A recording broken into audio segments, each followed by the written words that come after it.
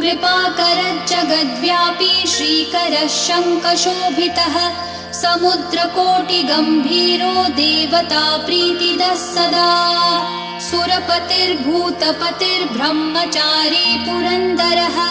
आकाशवायुमूर्तिश्च ब्रह्ममूर्तिर्जले स्थितः ब्रह्मा विष्णुर्दृष्टिपालः परमोऽमृतदायकः परमानन्दसम्पूर्णः पुण्यदेवः परायणः धनी च धनदाता च धनगर्भो महेश्वरः पाशपाणिः सर्वजीवः सर्वसंसाररक्षकः देवकर्ता ब्रह्मकर्ता वसिष्ठो ब्रह्मपालकः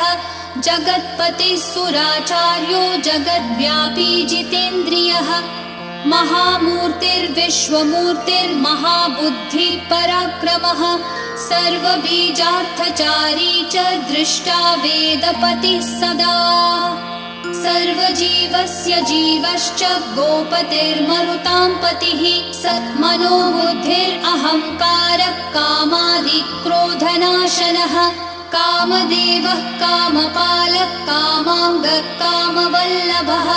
शत्रुनाशी कृपासिन्धु कृपालु परमेश्वरः देवत्राता देवमाता भ्राता